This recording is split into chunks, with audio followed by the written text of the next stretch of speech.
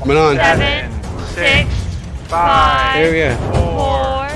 4, 3, 2, No, still. 1, and we're live. Okay, and go for it, guys. All right, here we go. We are on. Took a bit of time to get us going here, but the system wanted to connect, and it took a little bit of time. But here we are, guys. It's 8 p.m. It's a little after that, but 8 p.m. Eastern. It's 5 p.m. Pacific. It's 7 p.m. Canals on time. Here we are. Happy out at the Balboa Yacht Club. Ricky, what's going on, man? Happy Friday. Hey, hello, everybody. Got Willie. The intro came in perfect. I'm really happy. Right on.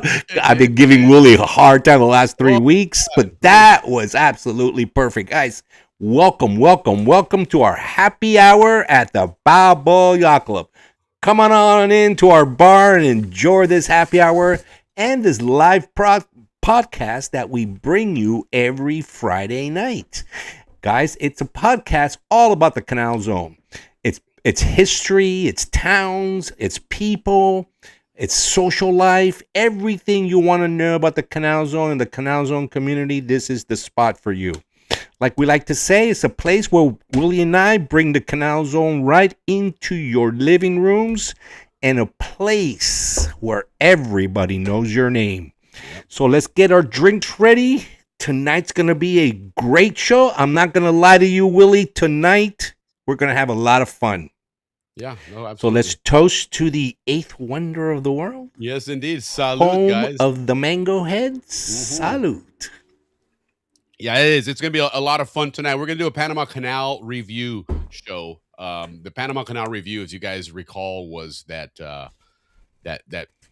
iconic magazine. Initially, it was a monthly magazine way back in the day, and then they started making it like quarterly. You know, it was like the Elite magazine. They had the better stories, the better it was pictures. 40, 50 pages and stuff, exactly, and it was, you know. And then, but one of the things I noticed, because I've been researching a lot of those magazines, looking them up and whatnot. And one thing that I found interesting was, somewhere about the mid to late 60s, going into the 70s, maybe the coverage started changing, right? Whereas from 1950, when it first came out, until the late 60s, it was very much nostalgia of the Canal Zone. It was very much history of the Canal Zone.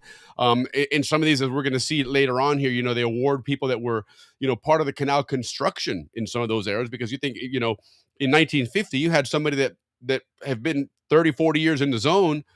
Man, they were around when that thing first opened, So, but in the 60s or 70s, it really started to change to become more, I don't even know what the term is, maybe cosmopolitan or something, but you started getting stories of overseas places you could go visit, Costa Rica, South America, and it kind of lost that same feel or nostalgia that you had, in the prior issues, which at the time, maybe it made sense to them. But, looking at it now, as you're looking through the history and going, hey, man, this is the old Canal Zone, and reminiscing, you really do notice a change in the storylines. And so what we're going to do on ours, for the most part, is focus on those earlier issues, because it's more historic Canal Zone, which like is 1943 or something like that. Well, I mean, like, for example, some of the articles that we're going to reference here are from 1954. 1954, yeah. But if you think somebody that's there, and like I said, we're going to show you here where somebody that had been in service in the zone now for 40 years. But you know what happened in 1943, though, in the Canal Zone, Willie? We Quite went from left-hand driving to right-hand driving. Yes. And believe it or not, there wasn't any major incidents for the stuff that I researched. So Well, and you want and to that point, that whole interchange of driving direction and driving, on the right-hand versus left-hand side of the road, interestingly enough, the Canal Zone government put in a rule that said the day that Panama changes their driving direction, we change ours. So there was never any confusion. All of a sudden, you're like, oh my God, you on cross, one side, you cross Frangipani, and next thing you know, you're on the wrong side of traffic. So that was interesting. That was. But really the way it was so seamless, how they did it was really cool. Yeah. Hey, you know what else happened today in history, Willie? There was this guy named Jawed Karim. Why Jawed Karim? You know why, Willie? He was the first guy to upload a video to YouTube. So today's that day. Look at that. Celebrating that. And us, let's toast to this, we're celebrating our 112th show, Willie. Right on. How about that? Right on, 112. man. How about that? Do you know that YouTube initially was set up as a dating app? And they put it on there, and what they expected is people would say, "Hey, for free, upload your video from your phone, and you Yeah, can." yeah, And, and because and all of a sudden, they just got wave after wave of people that were just putting on silly videos. They weren't even dating, and what they realized is that nobody was using it for dating, and so they yeah, completely changed the whole formula and made it, what it is today, a place where just, I mean, it's where we synonymous with bring the viewing. Canal Zone to your living Yeah, for room. sure, man. Yeah, no kidding, man. No Right kidding. on. Yeah, so, Well, but something else happened today as well. The yeah. the telescope, the what do you call the Hubble telescope, was also launched Mhm. today. Yeah. Yeah, that was a big Yes, that's it a big was. thing in history. A Yeah. great day, August 24th. The NFL draft is happening, Yeah. And and that's here why we that's are. why there's a bit of a distraction there. In fact, Ricky and I have been pondering doing something, we're looking for somebody that is an avid sports fan that really likes to root for their sports teams up in the Green Bay, Wisconsin area. Okay. And so if you're that person and you'd be interested in maybe trying to do something with the podcast with myself and Ricky, let us know, because we're maybe it's just something we were kind of throwing out an idea of being silly the other day, Yeah, we want to do something for football but it would season. be fun for football, Green Yeah, Bay, Tampa Bay, San Francisco Bay, so kind of a battle of the bays thing there that we could have and with, the Panama Bay and the Atlantic yeah, Bay. Yeah, so who knows? But if you are that but person, yeah, let us know. we It might be yeah fun. we want to get you guys involved during football season. Which, speaking of which, football season right now is happening in Panama. Varsity and heavyweights All right. are Well, the let's and get going talking about all that stuff, but let's of yeah, course get our our comments. K pasa going stuff, and get Say hi to some some people. cool announcements. Yeah, and say hi to some cool people, and then Ricky's got some interesting Panama stuff to talk about, and then we'll get into our review here. So let's SCN Television presents K Pasa. And now here's this evening's host, Army Sergeant Bob Foster. Good evening and welcome to K Plaza. We've got two guests tonight. First, Sergeant First Class Jim Webb. Sergeant Webb's with the 227th Military Police Detachment. Okay, there we go. So yeah, K pasa, and again, we're just doing some community announcements, a couple of things here for the Zonian community. Although the show is viewed by more than just Zonians, so that's, we when we first started, it was almost 100% pure Zonians watching, and so we kept it very localized. But as we've come to find out, we have people watching from Japan, from we might have some people watching from New Zealand right now.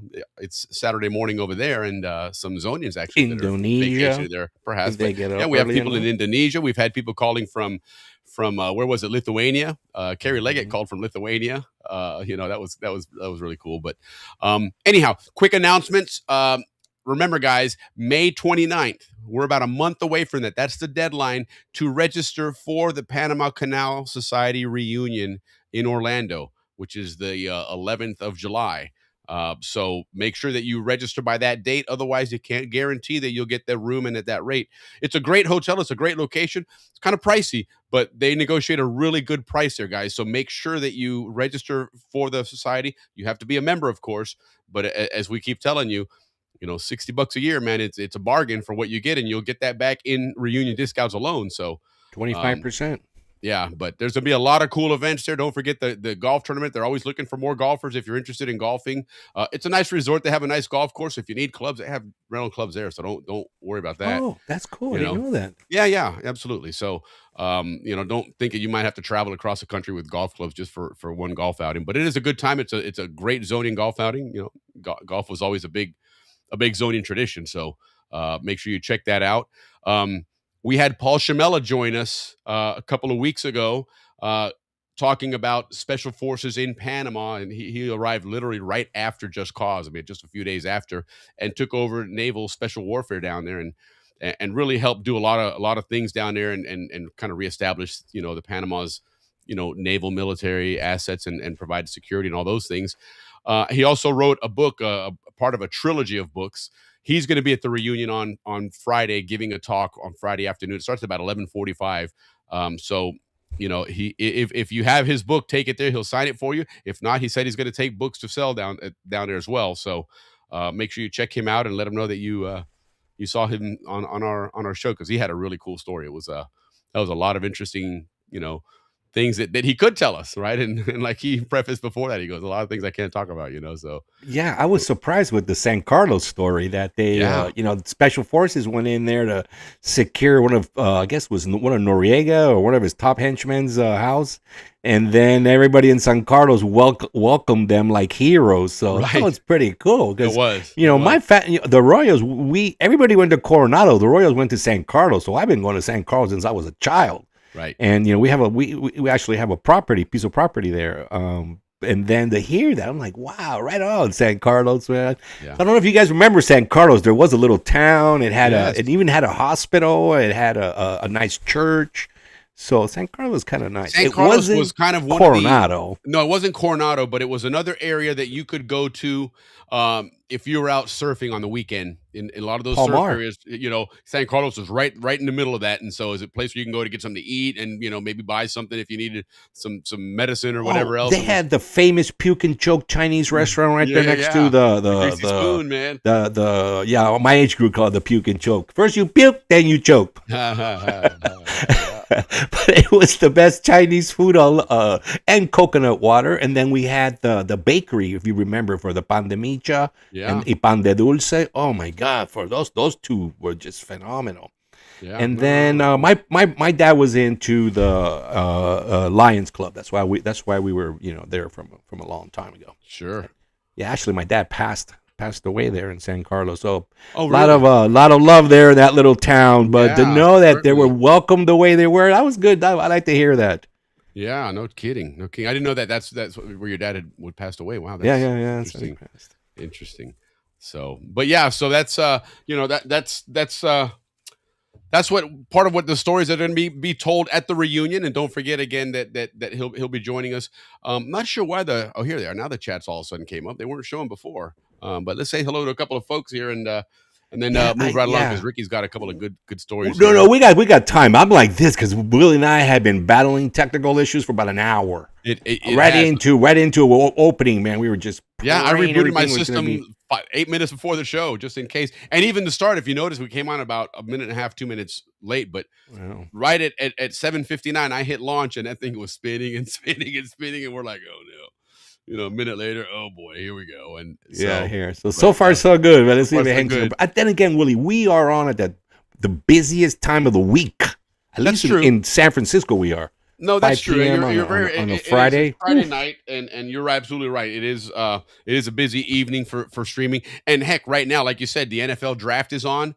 So streaming and podcasting streaming is and podcast. exploding in all versions. And this is probably one of the biggest nights for football is here because I've seen people that do, for example, these watch alongs, right? There's streams that are, during a game. And I'm not sure how many people actually do those things and try and watch a game while they're sitting on their phone watching a podcast. It's kind of hard to follow both of them.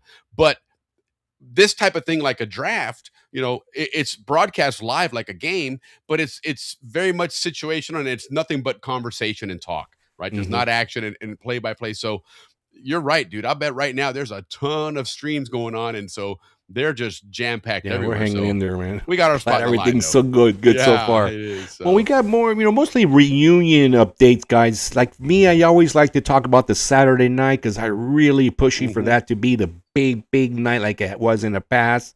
Yep. Now, remember, it has got several things going on. You can just go to the dance, which is totally fine, and you're going to really enjoy that. That's what's from 9 p.m. on. But if you want to do the whole night, starting at 6, from 6 to 7, there's going to be a happy hour.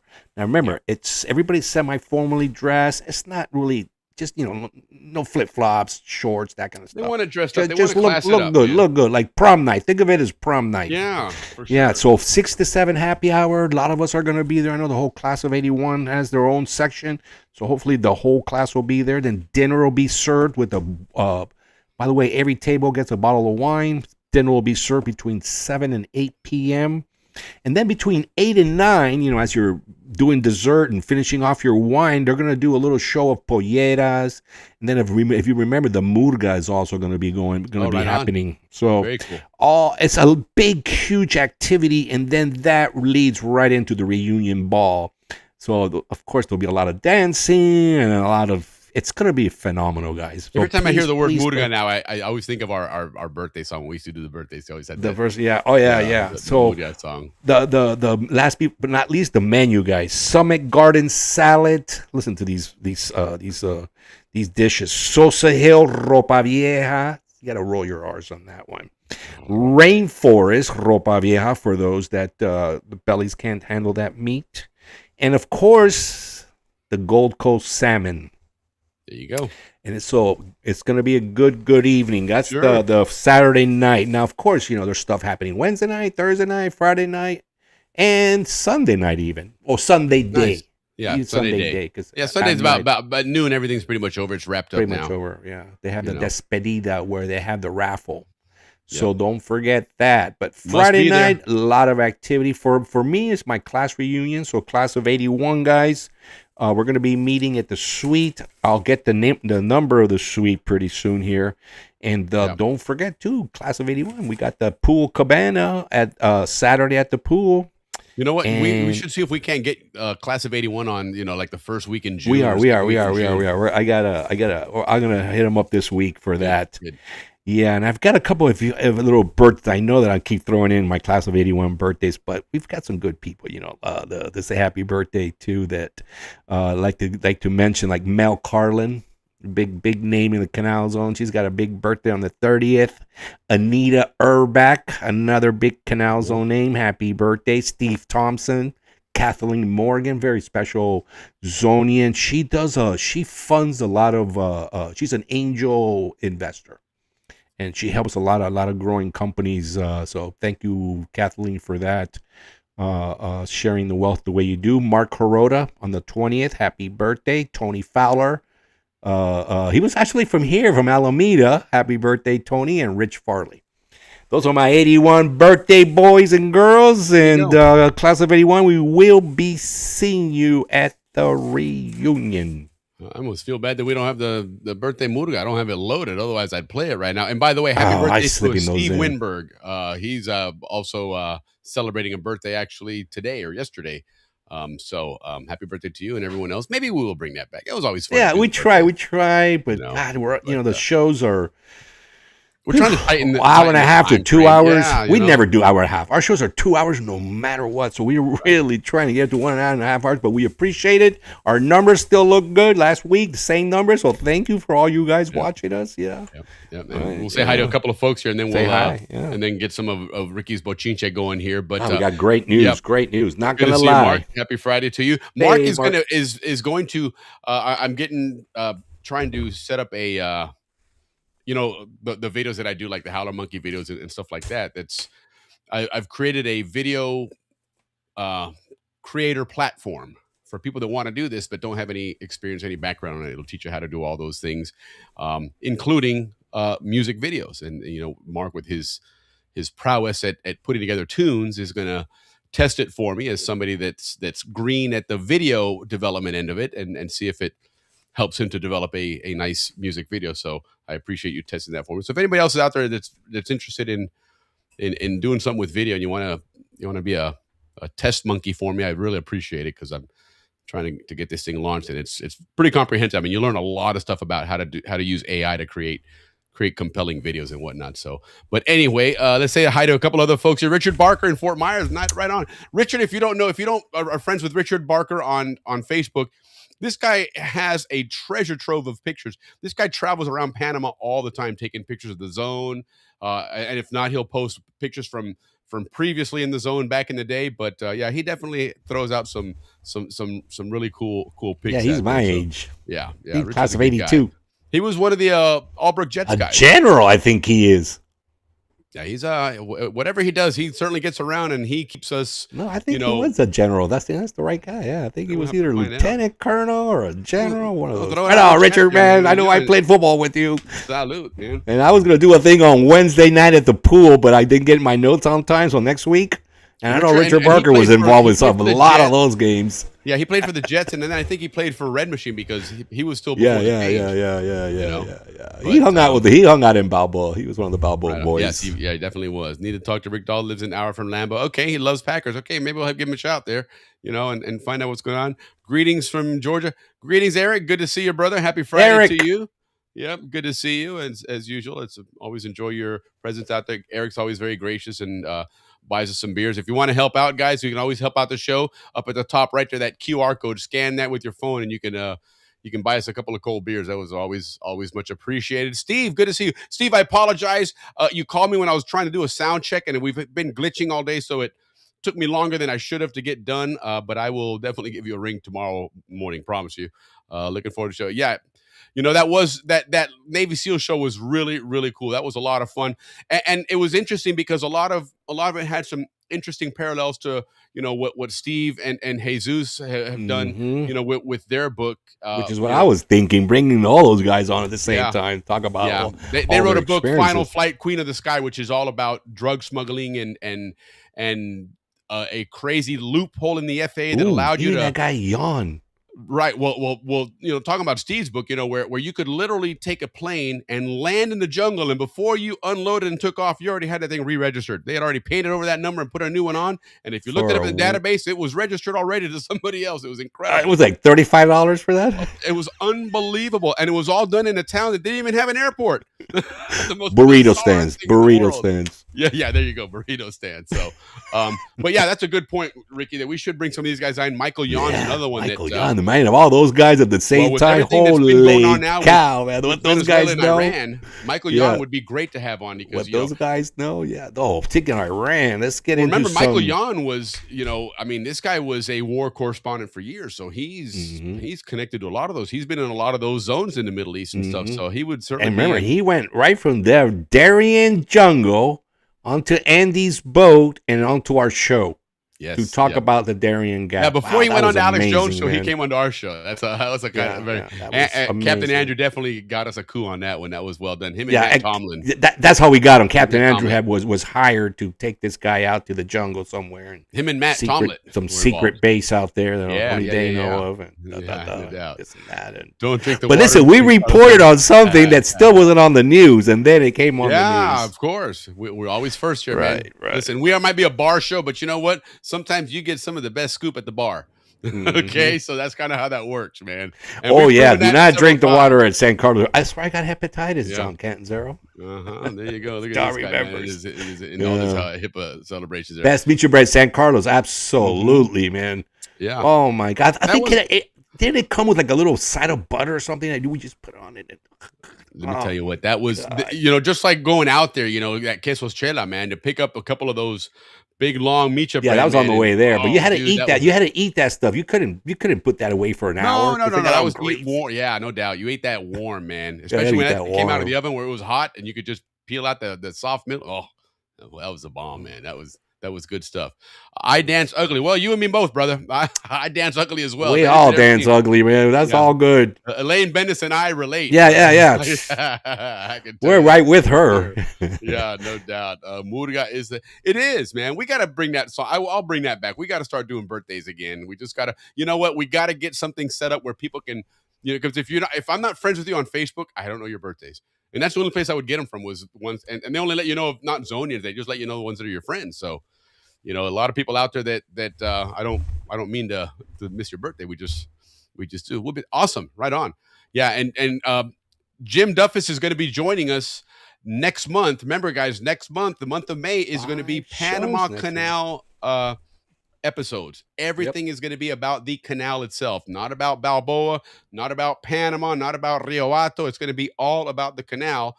And so we're going to learn about what it was like working at the Gatun locks, what the whole Gatun locks was all about. Jim worked there for many years, so he's going to tell us all about that. Captain Andrew Eftimitis is going to join us. He's a Panama Canal pilot, so he's going to talk about what it's like to navigate the old locks as well as the new locks, and obviously and give Willie. Us updates by the way, there's a lot of chatter. There's going to be a fourth set of locks.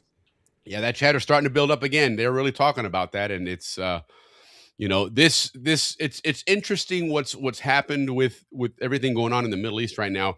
A lot of shipping has shifted to this side, right? The earth is round, so you can go in either direction. It may take a little bit longer, but in the long run, you're still able to do things that you normally would need to go in some of those areas you don't want to go to now. So there's been a spike in shipping in this area, and I think it's kind of woken up Panama to say, hey, although people assume it's going to be temporary, but it'll always grow into that eventually. So you might as well prepare for it now.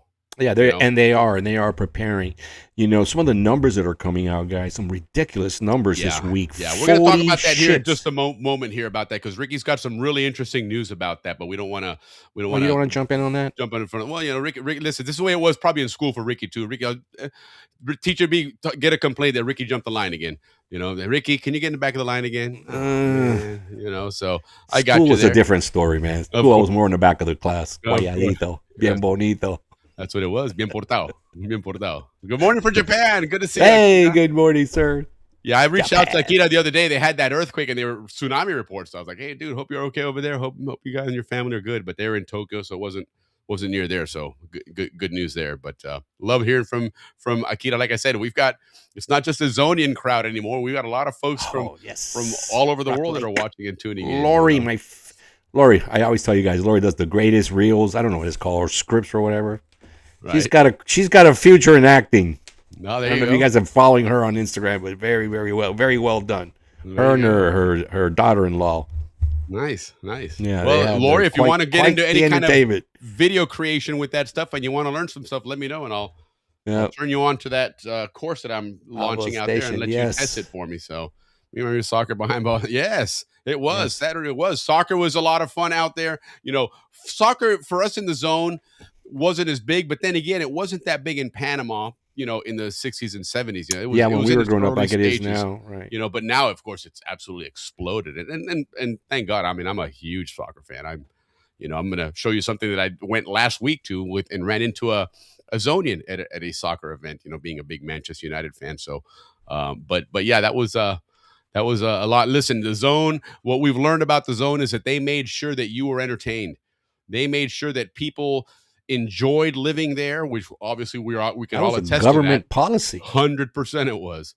100% it was, because early on the zone was we couldn't keep anybody here. It wasn't a very hospitable place. I mean, when you got to listen, when your chief engineer gets hired and he arrives with his own casket, that's kind of giving you your first clue that this ain't the nicest place, man. So, they had to really incentivize people to go there, and start bringing families Willie, and the whatnot. First social club that the Canal Zone built was the Tarpon Club.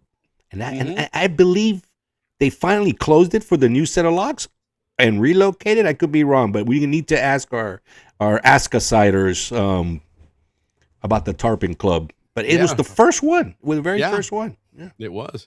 And as we've learned, that was something that was really big down there, was these clubs and organizations, because I think the biggest sport that there was down there at the time was bowling. I think that was one of the things they talk about, that early Canal Zone, there was bowling alleys everywhere. That was the thing. Everybody loved to be into bowling back then, apparently. And so, they made sure they created bowling alleys. And then again, a lot of clubs, a lot of secret societies. It was kind of interesting. And, they built the first early churches, and the first church buildings were church on the bottom Scottish floor. Rite Temple. Hello, yes. Look at that building. Wow, well, that was like mysterious and magical. Yes, and check this out. What they did early on was the bottom floors were designated for churches, and the top floor was for secret societies. It was part of the government policy and construction. They actually provided for these things. St. Mary's Church had an upstairs hall. They sure did. And you know who designed that? Mr. Grimison. And I bet you 90% of the people that went to St. Mary's and lived in the zone never even set foot up there. They never even knew that. Oh, no. If you went to St. Mary's, you were always up there. Remember, we had all our plays, everything. Well, that's what I'm saying, but I'm talking about the church, not the school. Oh, what? Yeah, in other words, the congregation, most people had never been up there. And if you went to St. Mary's school, that was a different story. Because we went there during school and everything. We went there all the time, yeah. Yes, yeah. That was. No, I went to a couple of team parties up there, I remember. But, it was... It was interesting that the zone, that was a big deal. Part of it was, medical care was not that that great. Considering the strides that they made, it still was difficult, and it was still a very inhospitable place. And what they found was a lot of these societies really worked to help somebody out. When, for example, there wasn't any kind of long-term disability, right? And if you suffer a pretty bad injury working on the canal, you may be down and out for several months. You're not getting paid. And that's where these associations and these societies helped out, and they helped each other out. So you took care of your members. So it was something that was very encouraged. People joined a lot of these things just because you needed that, that fallback or that whatnot. So very, very interesting there. The Tarpon Club was down below the Gatun Spillway, so it was not anywhere near the locks. So new locks did not displace it. Okay, right I on. thought I heard that it was still around, but I'm not sure about that. Well, it makes sense from what he's saying there because it wasn't near the locks, so therefore the new locks didn't displace it. Yep. Right. I think the one that got displaced had to be the Gatun Yacht Club. Yeah. Yes, I believe it was. I believe that was part of that area that just got encircled, and you can't even access it, unless you got special permission. The Tarpon Club was down below the Gatun Spillway. They were in the locks. Yep, right on, as we just talked about there. So yeah, so that was some interesting stuff there regarding, the reunion and who's going to be there, and somehow we digress into all this other stuff there. But again, guys, check out the reunion. Announcements. A lot of, good things. It was our announcement there, and we, and this is you jumped the line. That's what it was. See, this is what happens when you jump in line there. Yeah. Well, listen, I don't know if we're ready to announce this, but how about Andrew's Museum? You want to talk about that? Well, we're going to talk about that here in just a bit, because that is something that we are going to mention here. But I wanted to, before we touch on that there, we were going to, something that Ricky started last week, and we're going to try and continue it this week. He started last week, and then, he didn't have any pictures this week. So fortunately, we did social media used to always have people's pictures, but then I'm here searching to see what people are up to. Oh my God, nobody posts anymore. Oh, our social media hides it. I don't know. But yeah. It's you're gonna have to send me your picture, guys, because I can't go out there and find them. Yeah, we'll look around and see what we find, because there's always, that is true though. There's always a Zonian out there somewhere doing something, but we seem to, it's like it's always available for us to see now. Yeah, try to find something on social media. It's got to scroll through hours of other stuff. No, absolutely. Oh, you're very welcome, Akita. Absolutely, it's a pleasure to chat with you all the time, and we really appreciate you chiming in and saying hello. And so, it just, as soon as I saw that news, that was the first thing that came to mind. I wonder where Akita's at, and hopefully he's not near there. So good for you. And you know what I read is just absolutely interesting, kind of crazy in a way, that Japan, I think they feel like an earthquake every few days or something, even if it's a slight tremor. It's just a very, very, very active place. I could be wrong on the time frame, but it's very, very frequent. Most of them are very minor, but it's a place where, if the ground shakes, I think a lot of the Japanese are like, okay, it's another tremor, man. San Francisco's no different. We have over 300 earthquakes a year. Really? Yeah. Wow. So but I mean, like the ground shake small ones. Yeah, we shake all the time. We have a tracker. It tells you.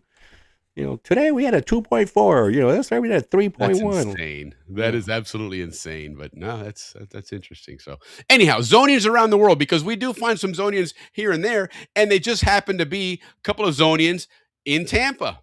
Okay, myself and Kim Holt, Atlantic side, and then a little bit of the Pacific side towards the end there. But her older brother Richard Holt from the Atlantic side, great baseball player.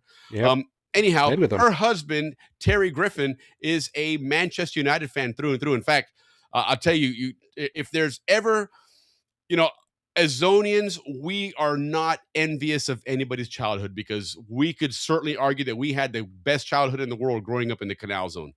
But if I didn't have the option of growing up in the Canal Zone, her husband, Terry, who's in that the picture on the top there, he's right behind me to my right there. His dad worked for Manchester United, and so he was a ball boy, growing up with all these superstars, and he was on the sidelines handing him the ball for throw-ins and things like that. So, I remember when I first met him, we happened to start talking about Manchester United, and man, when he told me that, I was like, wow, dude, what a great childhood. If there's ever another childhood other than being a Zonian that was awesome, it would be that, because I'm a huge United fan. So, but anyway, last week in Tampa, there was something called the Fan Fest, and this is something that NBC Sports puts on about 5 or 6 times around the country for fans of the Premier League soccer, which is really, really big now, and NBC covers all the games. And so it was really cool to see so many Manchester United fans in this place here. And it was cool to run into Zonians there, so that was a lot of fun. Kim and Terry are going to be hosting and maybe I shouldn't say that if she hadn't invited people, but Panama and England play on the 27th of June for the World Cup, and they're going to have people over for that. So that's going to be a lot of fun. That's coming quick. June yes. is just weeks away. I got to get my passport renewed, man. I am running out of time, dude. I'm procrastinating like a some bitch on that, man. But anyway, Ricky, what's going on in Panama? Wow. Well, first, I mean, there's a lot going on. First, I do want to throw out a little bit here. You want to do the museum a little later, you said? Yeah. We'll talk about that here in just a bit. All right. Well, guys, the big news has been two things. The bridge, the Bridge of the Americas, a.k.a. Thatcher Ferry Bridge. They had the big explosion, and then the big worry that it was damaged. And then, of course, between the Panamanian engineers and the Corps of Engineers, they did a thorough inspection of the bridge, and it has been determined that it's completely okay. The bridge has been built like Will said, like a sumbitch, stronger than heck. Yeah, American built, so to speak. Yeah, but they're running tests now. Some of the end results have been that the structure is for sure is no problem. They're going to repaint it because the maintenance on it has been weak, and plus the explosion, caused some soot all over the place, and in the heat they lost some coatings. So they're going to repaint it, and then once the new bridge is built, and then they're going to not necessarily just the surface, they're going to redo the whole deck. Okay. So take out the existing concrete deck and put in a new one, and then of course resurface it. But from here to there, they're going to be resurfacing it. The deck is fine. In essence, rebuild that thing. Which is good because at one point, Willie, they were just ready to tear it down that quick. Now they realize, wait a second, we can't. We need these bridges. No, the growth of the country requires those bridges to all 100%. Be operating. And that would have been devastating if they had deemed that bridge damaged to the point that you're going to have to just tear it down and start over. God, you're talking 5 or 6 years, best case, before you could have a replacement up. Because they're still working on the other one next to it, and that's been several years. So yeah, I don't know about 5 or 6, but yeah, I hear what you're saying. Oh, I would think but so. We got lucky. But then again, that was we got lucky. And the worst thing is that they haven't even stopped that company from continuing to do the same thing. Of course not. That's amazing to me. So, anyways, they closed the bridge down for what? So, what they've done is they've put in these like motion sensors, stress sensors. Okay. Like absorbers to see how the bridge behaves with the weight. Because believe me, a bridge doesn't stand still. A bridge is constantly moving. Yep, that's right. So they're putting all these monitor devices all over it, and they're calibrating it right now. So last night they closed it for a couple of hours, and then they're going to close it again. And then they ran some tests. They're going to close it again Saturday, 2 a.m. to about Sunday, 10 a.m. Sunday. So what is it? It's about 4-hour closing between Saturday and Sunday. Right. Really late at night. So it's actually between 10 p.m. and 2 a.m. That's what it is. So after 2 a.m. you'll be able to get back on the bridge, and again calibrating it, making sure that the monitors they're putting in there are properly set to keep an eye on this bridge. So that's really good news for. So in essence, it's getting an upgrade. Yeah, an upgrade, and then the big thing is consumer confidence. People need to get back on that bridge, to feel like it's not going to fall down. Yeah. So I think bringing in a Corps of Engineer, that the consumer confidence part of it is going to. Yeah, that's a smart move. That's a smart move. And then since they're there, the president's like, well, let's look at our water issues that we're having. While we're here. Yeah, while we're here, you guys are pretty good with water. Let's figure out a big water plan. So Panama's doing a big water, like a 25-year plan of all the water. Because one thing Panama has is a ton of water, but not managed like, baby can do a little better than that. Like I said earlier, there's talk now of fourth bridge being considered, and and the reason is supply and demand. The things that are going on in Russia with Ukraine and the Persian Gulf has knocked out a lot of places where you can buy oil and gas, and the places that are selling oil and gas are closer to the locks. The demands on the Asian market, so to get from the Atlantic side to the Asian markets, you got to cross the canal. So that's what they're talking about. The reason why they're talking about the fourth lock. Now, big discussion started already in my chat group. How long is it going to take? Between some of the people in that chat group, which includes engineers, captains, you name it, we're all in there. Some people say between 5 and 8 years to build a fourth set of locks, because most of the approaches are already done, the depth's already there, so truly just be like almost just built locks. But where? Right next to it on the west side. So we know there's a fourth lock coming to the canal. We know traffic now is up to 40 ships. We've been telling you guys 40 ships what the numbers are a day. Wow. Impressive. From 32, from actually 28 from the pandemic, right, and the El Nino issue, up to 32. I think last week or 2 weeks ago we informed you it was up to 36. Now they're up to 40. Nice. 40 ships going through. Wait time is between 6 and 7 days.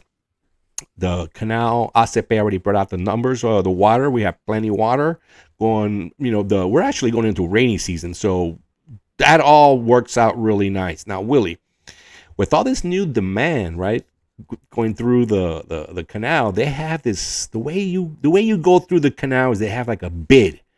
Okay, right. If you want to go Sunday at 4:00, let's put a bid out, right? And everybody puts out a bid. All right, I'll pay $20,000 to go through. I'll pay $25,000. Well, Willie, guess what one person paid to get through the canal? Oh, I know. I'm not taking guesses. I know. $4 million to get to the front of the line. That's basically to buy a fast pass. Buy a fast pass. $4 million. Yeah, how about that, huh? How about this? So let's, win-win for Panama. And then last week I was looking at the numbers of that 6,000 number, and that was because I couldn't believe it. Right. Up till today or yesterday, 6,288 ships have crossed the freaking canal in 2026. Wow. I mean, how many days so far in the year? I mean, it should be easy to find. Divided into that. We just started the second quarter. That's an amazing number, man. So right on canal, quarter running smoothly, no problem. Personnel's there, water's there, everything's there, and the cash register is working to perfection. Mm-hmm. Yes, all right. So we got bridge, we got canal, now we got the ports. Oh my God, the ports. This one's a little long, guys, because I got to take you through the whole scenario. All right, so we all started, with we all know what happened there, right at the beginning. So, after the Supreme Court was looking at the case, if you guys remember, it all started with the Chinese warning us, right? The whole country, truly, right, warning us that you're going to pay a heavy price, right? And we kind of responded, non-confrontational, say, hey, this is the Supreme Court, let them do their stuff, right? That was the first round. And then the thing went through, right? They lost the case, and China's first escalation, which is normal, the lawsuit, right? And then Panama responded by just low key, then escalate. Sure. And then the response was, hey, we don't want to fight with you guys, respect our Supreme Court.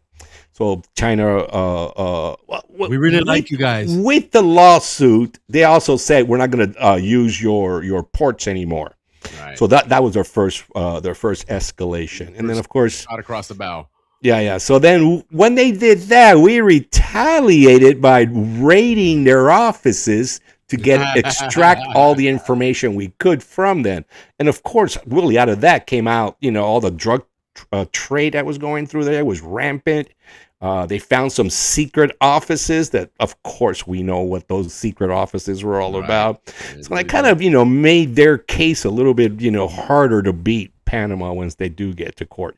Yeah. So China, what does China do? They escalate yet again by adding another $2 billion to the lawsuit, and then kicking, telling Merck and MSC, which I always slip and say MSG, Right. kicking them out of the port. Say no, you guys can't operate that because kicking them out, and so PDY kind of, Panama's response to that escalation was, the president goes, hey, look, man, truly no worries, because at the end, this is when things were starting to heat up with Iran. He said, they're going to need us more than we're going to need them. By the way, we only do trade with them 40 million a year. Right. As an example, we do just under 1 billion with the U.S. And by the way, Willie, real quick, who the big foreign investors are in Panama? We all know it's the U.S. But here, check out who number 2, 3, and 4 are: Colombia, Barbados, and Switzerland. Unbelievable that I saw that. Yeah, Switzerland. Wow. And by the way, my cousin's the Panamanian ambassador to Switzerland. Oh, very nice. I would assume Switzerland's probably a lot of pharmaceuticals, because Switzerland's big. It has to be the pharmaceuticals. Yeah, I guess I can ask my cousin, Natalia. Yeah, I bet that's Aristides' daughter. Well, then, so then, China gets upset for this response, that Panama's like, hey, because we're just a tiny little country, and China's the second world power. Right. So the Chinese like, what do you mean, no worries, right? Well, so Britain's a great example that size does not always determine it, because Panama's right. Well, we're location, right? So they escalate even more. We're talking. This is the third escalation now.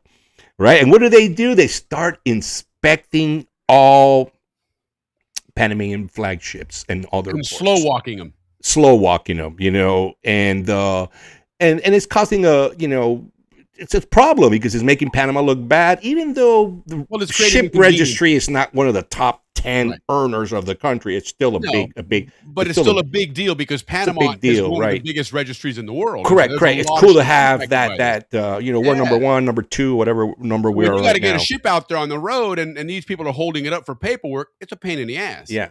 So now Panama escalates. Responds, doesn't escalate. Responds by getting a coalition together, which is what you mentioned last week, Willie. Yep. Of course, if all the users of the canal, they got together and said, look, you guys, Chinese, you're not doing anybody a favor. You're actually hurting yourself more than you're hurting anybody else, because truly it's your products, that you're coming out of your ports that you're holding back. Right. So then things got quiet, and then the Gulf War starts, and not going to lie, this one's on me. I think that the next escalation was in the Gulf War. If you guys recall, I don't know if you guys follow geopolitics, but Iran recently boarded a cargo ship, or a petroleum ship. Yeah. And the petroleum ship was owned by Panama, and was registered by Panama and owned by MSC. Of course. We're bochincheros, so that's all we are here. Yep. We just did it. We just call it. So no, I think I thought, Willie, that's an escalation. That's just letting us know one again that they can hurt us in many different places. Without a doubt. So that is what's going on with our ports, man. Little Panama's taking on the big Chinese giant. No escalation. We're trying to keep it cool, but that's that. Yeah, no, absolutely. Yeah.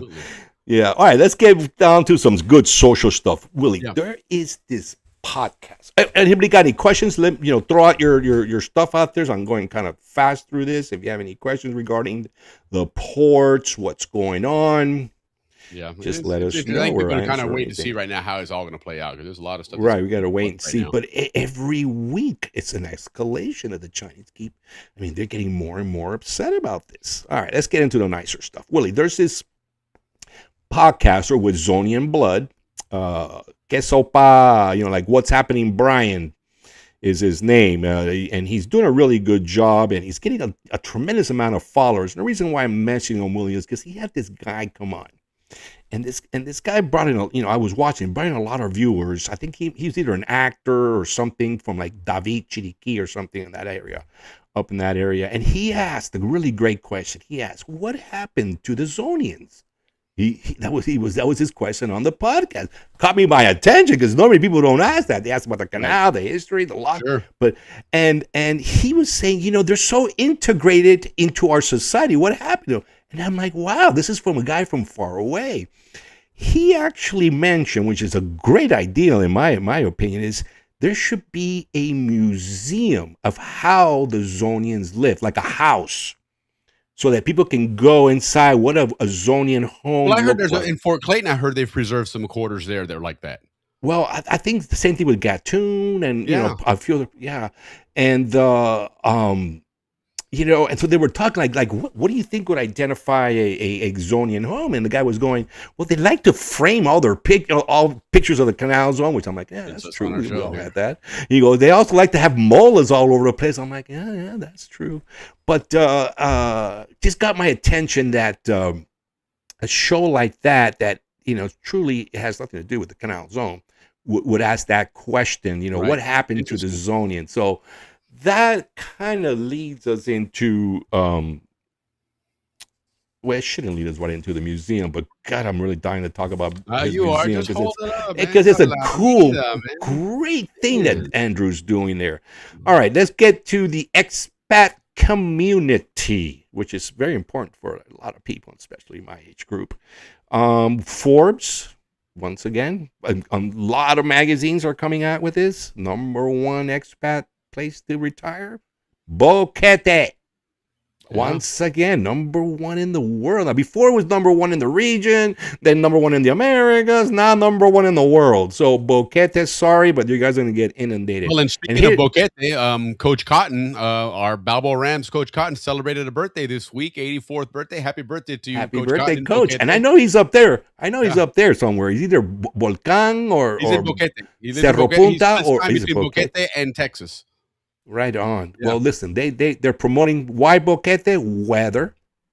We all know that everything's in the low 70s. Yeah. Coffee, organic food, pristine water, jazz and blues festivals, flower festivals, and the most amazing Airbnbs on the market right now.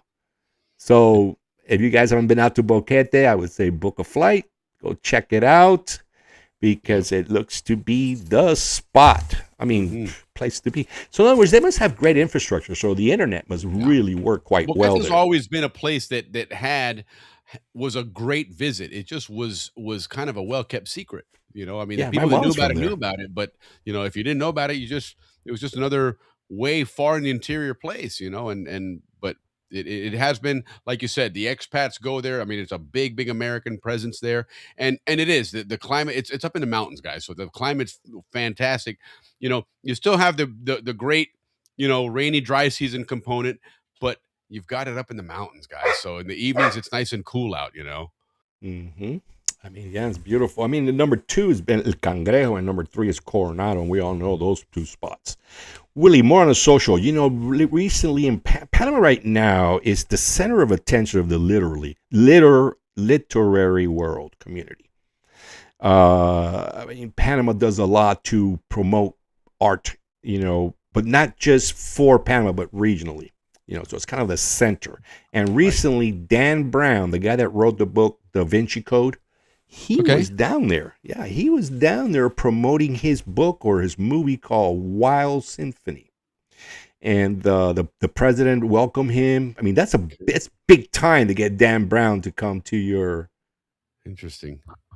On my side, I'm frozen. I don't know if you see your video is frozen, but your audio is good. So we can still hear continue. It'll come back on. So it's, it's what why Panama is the center of attention right now. Yeah. But as you know, Panama is just big on book conferences, and now they even have a city of art, which is called Corundu. Yeah, I saw that. So Dan Brown was down there with the Philharmonica Symphony of Panama, and I saw the pictures, and guess who I saw in the pictures?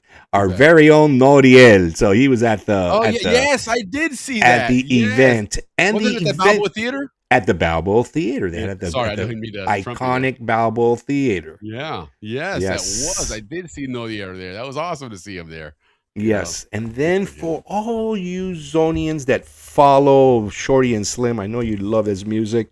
Well, I'm not sure if this is one of his the guys that he likes to follow, but in Panama, there's a very, very iconic calypso band called the Beachers, and they were honored by the National Assembly for 60 years of playing calypso music to the Panamanian people. 60 years. That's amazing, man. Amazing.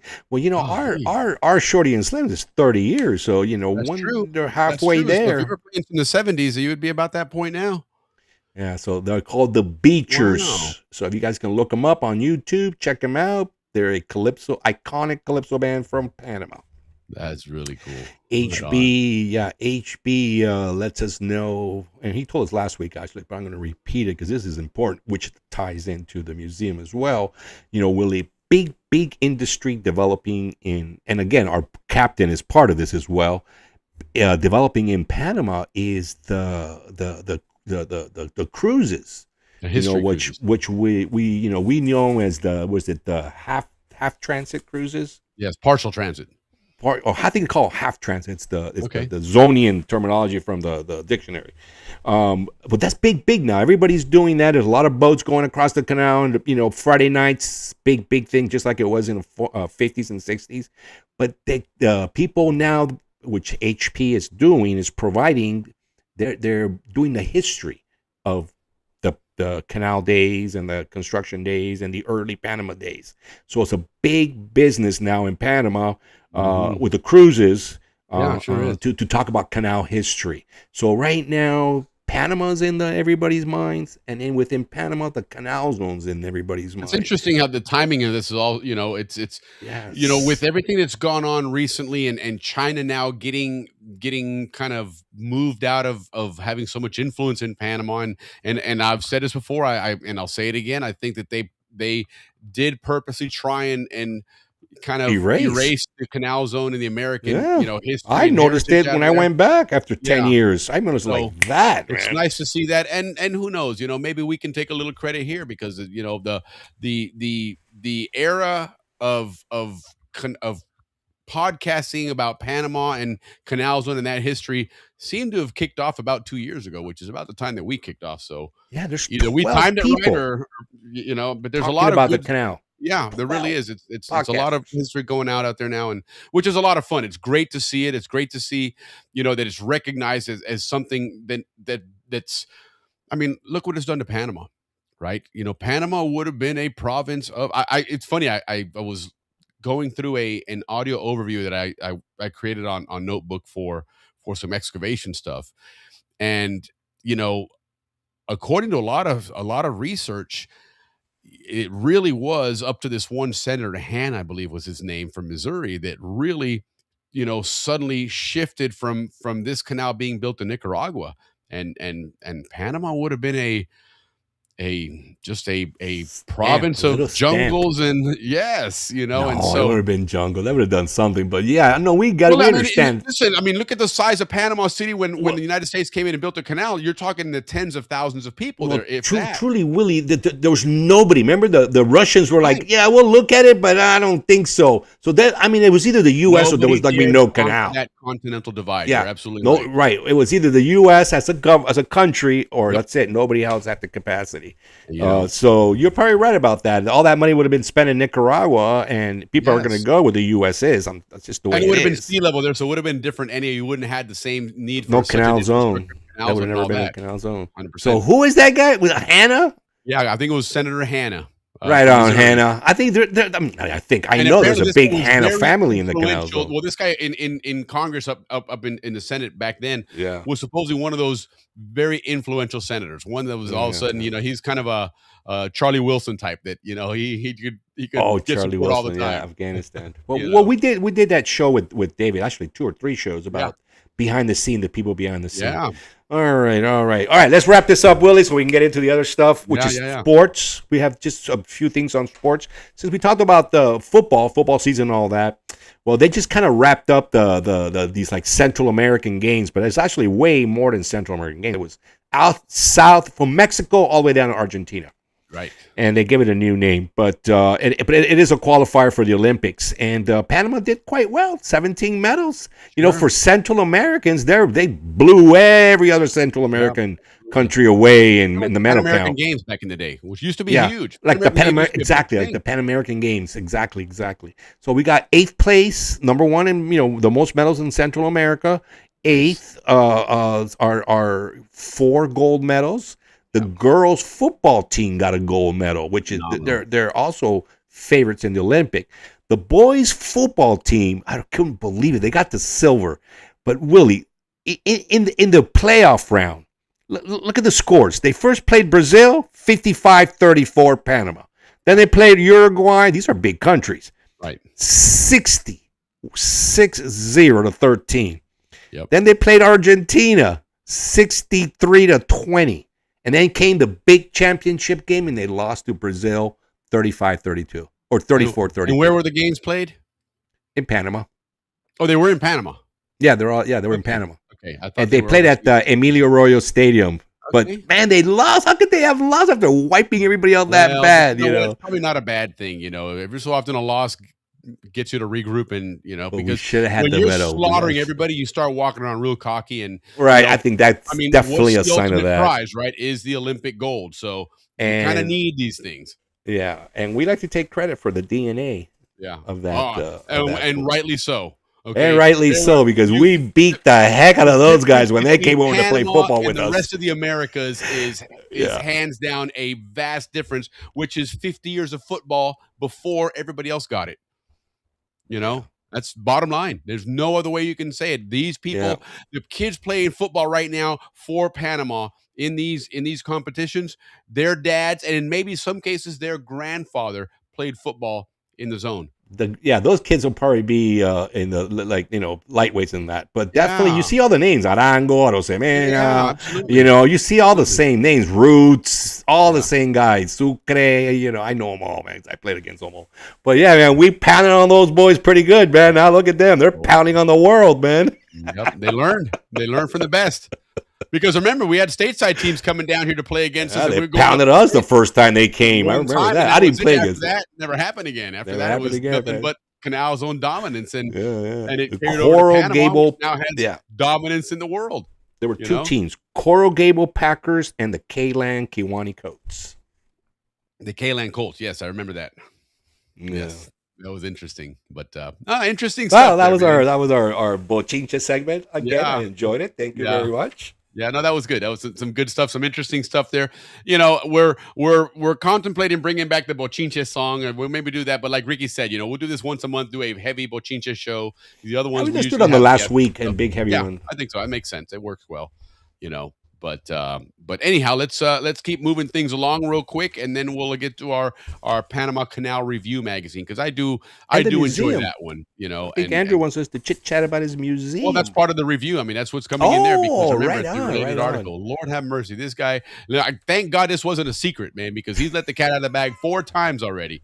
So just for what it's worth. Andrew's working hard. He has us very involved, and I just love it. And no, he really is. He really is, and it's a lot of fun to see what he's putting together. We're going to talk about it in just a moment here, but let's move along with our sponsor real quick, and then we'll get into our Panama Canal review.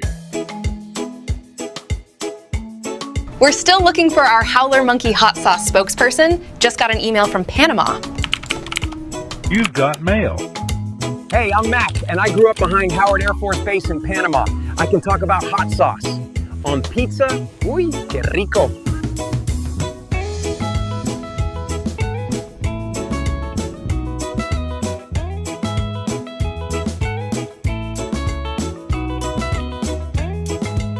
So I just miro la camera and say, I'm Mac. I grew up in these trees next to Howard Air Force Base. Hey, are we really going to Napoli?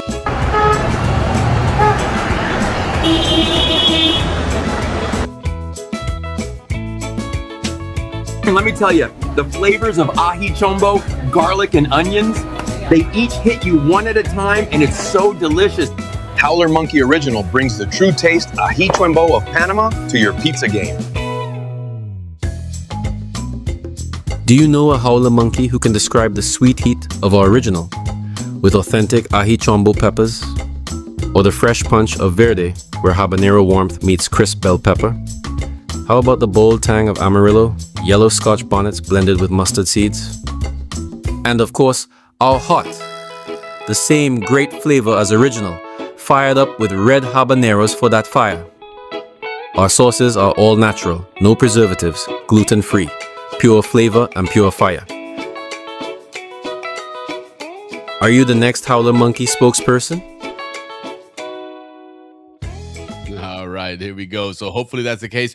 By the way, Chris Jeffries, he's probably in the air right now because he usually chimes in, but he was the winner last week of our trivia and got himself a 4-pack of Howler Monkey sauce. So let me know which is your favorite one there, which one you like the most. Like I said, I've always liked the yellow, that Amarillo's fantastic, man. It's got a great flavor to it. It's got a great body to it, and it's not overpowering. You know, there's some of these hot sauces to get out there that, you know, the bomb and nuclear. Yeah, this I got and all some that. from Panama. Those are hot, man, down Ridiculous. You know, what's the point? You know, Andrew brought me a whole bunch. If you're gonna use that type of hot sauce, you know, cook cheap food.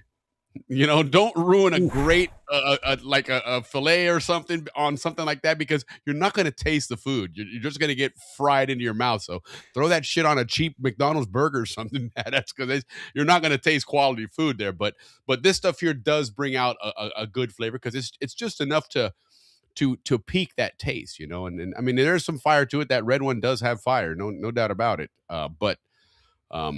But yeah, they have some good flavor. They're all, like I said, they're all natural. You know, you definitely got to shake it up, man, because it's when you take that thing out and you look at it after you've opened it and you see all the stuff settle at the bottom, you realize, man, there's some good stuff in there, right? And there's not preservative, so you know, but it's good enough that you'll use it quickly anyway. So, but Chris, enjoy it. Let us know what your thoughts are and whether you're enjoying it or not. So.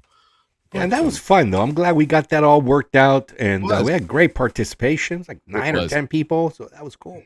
Yeah, it was, and we're gonna, and hopefully we'll build up some more. And one of the things that we have been lacking on here is promoting the show, which a lot of times will bring a bigger crowd. So we got to start doing that. Ricky and I are working on a couple of things, and we just, you know, been switching gears on a lot of other things outside of the podcast that have, you know, keep us busy. We don't really promote anything, man. We just we don't. Honestly, we we not need like to we spend used more to, time on that. you know, yeah. well, you know, when I was at, you know, working at the logistics company, I would always go in early in the morning, right? I was a trainer there, so I usually go in, and usually my stuff was ready to go and ready to be set up. So I typically my promo videos were always kind of the same background, which was me walking from the parking garage to the building, you know, and it's about a 45-second walk, so it's enough time to bust out the phone and, you know, hey guys, we got a great show tonight, whatever. And then when I'd get upstairs, I would upload it real quick and pull up my editing software, and I'd have it done in 10 or 15 minutes. And so then I could launch it and then go about my day. And it was very easy to do, but now you would think that working at home you have more time, but it doesn't seem to be the case. So, you know, if we do, though, we can certainly get more people to watch, and which would be fun. But always, guys, so don't forget, hit subscribe and hit like and all that. That helps us out a lot. You know, if something comes out, you know, one thing that Ricky and I have made a commitment to do is start taking our old shows and putting together some short videos out of them to put out there, because there's a lot of cool, fun information, maybe some fun moments that you put enough of them out there and people are like, oh, I want to watch this show. That sounds pretty cool. That looks pretty fun. So yeah, cool. But we want to get to that 500 number. Where are we? 435, something like that. We're getting there. We're getting there. But as everything, you know, we're all about, you know, promoting the life that we grew up living in the Canal Zone. It was a wonderful life, and one of the ways that you can do that is going to the Panama Canal Museum collection. You know, the University of Florida has a incredible collection of memorabilia, of a lot of digital stuff of the Canal Zone. And one of the things they have is a very extensive collection of this Panama Canal review. So when you get a chance, check them out. Their website will pop up here on this intro. But this is one part that I really enjoy, because I'm a big fan of history and nostalgia, and this is really what this piece is all about. So enjoy. Cool.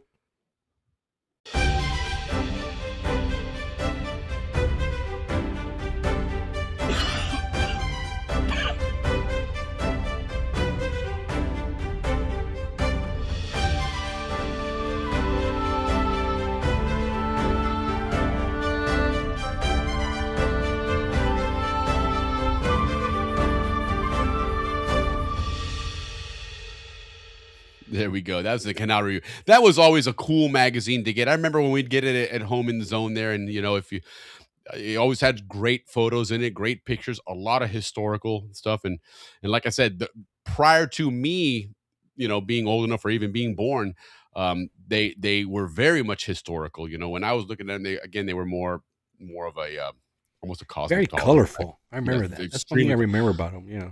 Yeah, and like on the image you see here, it's just a bunch of scattered different covers of the magazines, and that was one of the things that was very iconic about them was their covers. They were all, Mhm. even the cover itself had a message, something that was going to be in that episode or in that volume that was always really fun. But anyhow, so first thing we're going to go over, and this is kind of interesting. This one just came across by accident.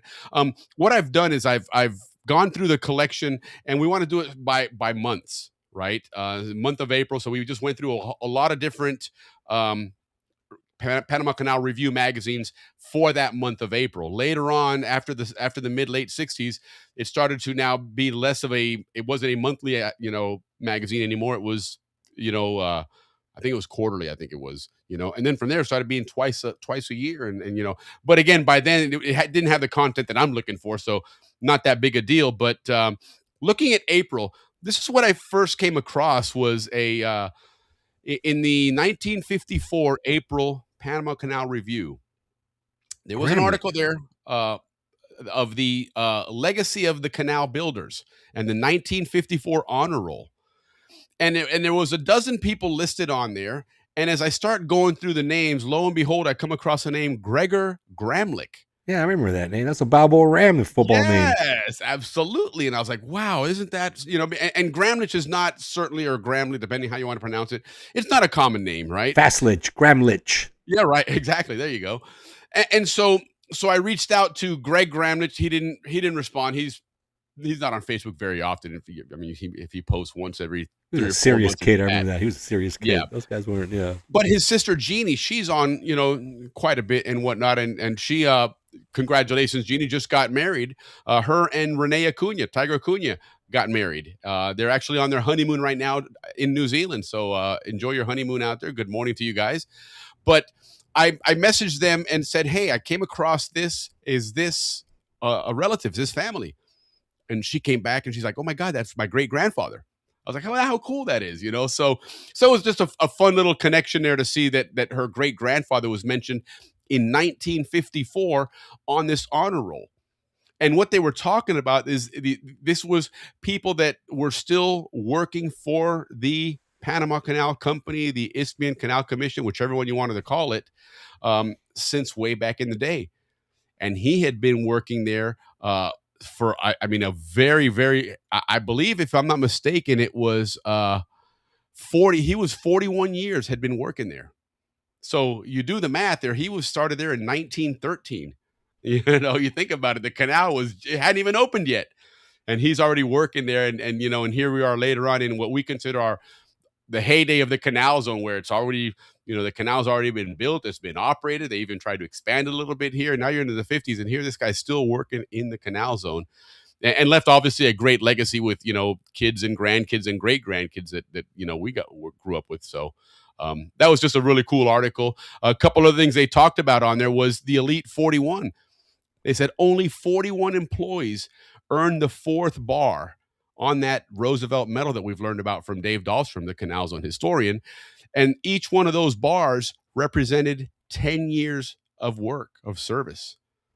And so if you had 4 bars, you'd been there 40 plus years, and only 41 people had been able to achieve that, which is pretty amazing.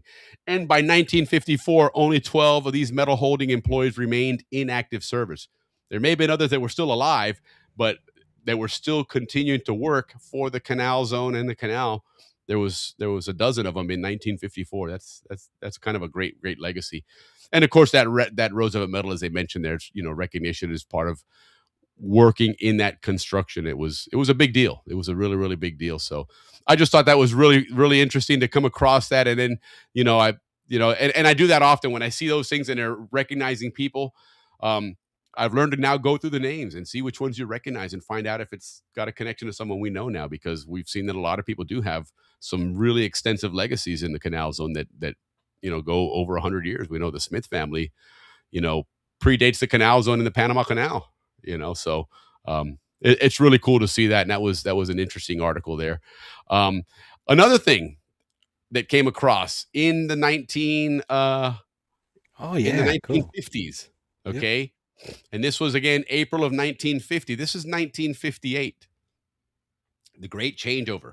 Ricky, you looked this up. What did you learn about this great change here? Well, if you had a bunch of electrical appliances and stuff, you had to probably change them all. Yeah, pretty much. That's a very extensive and very detailed explanation there, Ricky. Thank you. So basically, what happened was in 1958, and I'm not an electrician, so I'm not going to pretend I know how this stuff works. But the one thing that I did come to understand was that your electric motors work on cycles, and there's a certain number of cycles that they work in, and the power source has to match that cycle or it will burn up your motor. It won't run smoothly or run correctly. Bottom line is, in 1958, the Canal Zone government changed to this 60 cycle power system. And what they had to do was not update or modify or upgrade everybody's stuff. They had to replace everything. And so as you see some of the numbers there, 2,661 clocks, 1,512 fans, 2,283 refrigerators had to be replaced. 1,000 plus record players, 1,100 washing machines. So it was interesting. And being that the Canal Zone, unlike the United States, it was an enclave of the United States, but it was all very much government run. You weren't going to run to Sears and Kmart in this place. And, the government took care of replacing everything. It was just part of living in the zone. You just had to go through this. So, but I thought that was just kind of an interesting thing there, because there were some different eras where things changed, like Ricky just mentioned earlier. You go back to 1943 and all of a sudden the traffic changed directions, so there were times when things were going a certain way in the Canal Zone. They set them up that way either because that was what was available at the time, or they thought that was a better idea, whatever the case was. But as the zone evolved, we've learned that they change a lot of things. In one of our future episodes, we'll cover, how they came up with the decision to come up with these new town sites, when they decided to add, Diablo and, add, Cardenas and stuff. And Cardenas, by the way, was initially for the FAA. It was a air traffic control town. But it was just kind of interesting how they went about this, because it was before our time. But it would be interesting to see nowadays, or when we grew up in the 70s, to suddenly see, hey, take everything out of the fridge. Why? They're coming to bring us a new fridge. Oh, great. We get a new fridge, So I guess in some ways, a lot of people got upgrades, If you probably had a machine for several years, it was nice to get a new one simply because the zone decided to change their power and stuff. So, but the other big thing that came about in this era, and now Ricky's finally going to get his chance to talk about Andrew Eftimitis. Promote my brother's museum. There was a lot of things that in the 50s that were big changes in the world, when it came to electronics. Computers were starting to come around and mainstream, television and things like that. And so one of the things that happened in that era that we learned from this magazine here was that we brought in some new computers to print out cards for people's payroll. Right. And started punching out these punch cards with a bunch of holes punched in them. And that's what you would use as your payroll check for a while there. It was all computerized. Yeah, that's where my dad first worked. And Mr. MacArthur, Dickie MacArthur, Lolly MacArthur, their father was the boss of all that. Oh, right on. Yeah, very that's where my dad first worked at, right out of Canal Zone College. Yep. And also they talk about here, and this was in 1955, the thriving construction era town of Pedro Miguel. They started moving a lot of the official offices, because Pedro Miguel, for a while there, in addition to a lot of the residential area there, had a lot of offices, had a lot of Canal Zone offices and stuff going on. A lot of maintenance there. Yes, absolutely. And because it was right next to the canal, literally, it was right on the water there. On two set of locks too, right between the two locks. Yeah, it was sandwiched between the two locks, and so, but that started to die down, and then of course it had resurrected, I guess you could call it, or kind of came back to life as a residential area later on. But that was kind of what was going on back then. And then something else interesting here that, as we talk about earlier, we mentioned there was a lot of different clubs in the Canal Zone, right? A lot of different associations, organizations to make life fun and enjoyable in the zone. And one of them was in Corzal was a miniature railroad, but it call it miniature, but it was very extensive. It was a model railroad club, right? And they had a lot of really interesting, just the whole model railroad industry. My dad was big time into this. I remember we went through several model railroads as a kid, and they were. I mean, my dad didn't spare a penny on them, right? And the time, I mean, he threw together some really amazing dioramas and setups with the different tracks and switches and changes, and a mountain here, a tunnel, or buildings and towns and everything. And it's kind of interesting that we're talking about that now, and then what Ricky's been chomping at the bit to talk about, which is something Captain Andrew Eftimitis is working on, which is a very interesting project. Ricky, go ahead and tell us about it while I try and cue. You know what? It's when he first started talking about it, a lot of us were like, "What? Why are you going to get involved with this? This sounds like nobody's going to come." But basically, he cuts it the cut and shield, and it's an Isthmian Construction and Defense Museum, and it's going to be truly about the construction days, and then of course all the military bases and how they defended the canal. But he is going to be doing this first before to promote the museum. He's going to have this model, which is going to be taking you back to 1911, and he calls it the raw industrial power era of the canal. And it's the model's an 11-mile area and scaled down to 187th. But it's going to be, like it's between Culebra and Paraíso, which we've been talking a lot about Paraíso today. And by the way, Willie, you know that they have their own reunions? Paraíso, Gamboa, Pedro Miguel, and Rainbow City. They celebrate their own reunions. But it's going to be a miniature model of an 11-mile area of all the work. So you guys can get a feel what it was like with all the trains going back and forth and the excavation. And so it's going to be an incredible miniature model of the Panama Canal. And if you see there the triangular roofs, he's already built that model. I've seen it. Yeah, that's actually a photo of the model itself. It's that is a photo of the model? Yes. No way. That's see what I mean? It's incredible. He brought in some people, and he's still looking for some other folks to help him work on this. But he's building the dioramas. With dioramas, basically that whole landscape and made to look, in miniature, to look and resemble the real thing.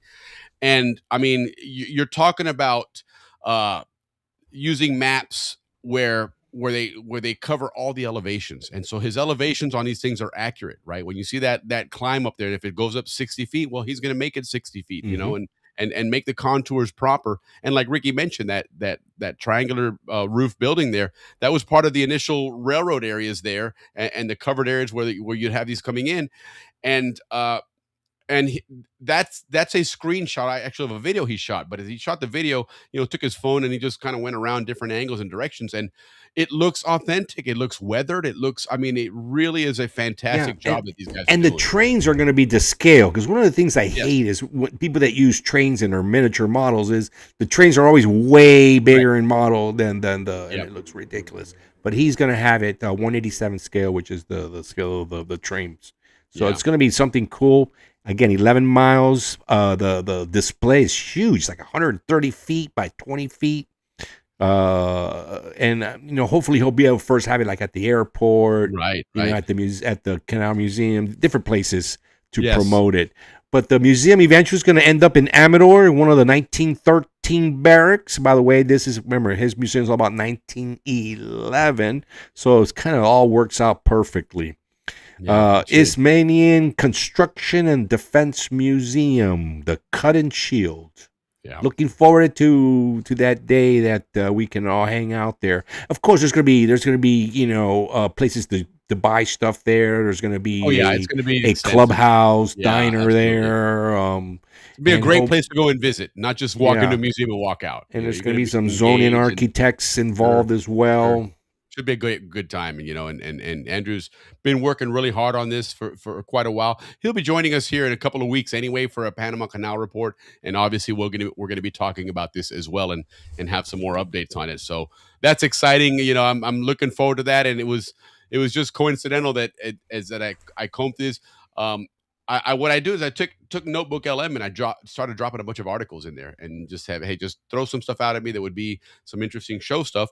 And it came up with this one about the Model Railroad Club in Corozal. I'm like, well, holy cow, look at this guy. He's working on something exactly the same, because in essence it's a model railroad, but his is a purpose of displaying a historical piece as opposed to, an entertainment piece. But I'm just blown away by the quality of the work they're doing, these guys, because it's not easy to do, especially some of the stuff he's done with trees that they really have a true depth to them, and the size of the canopy and the branches and everything on it.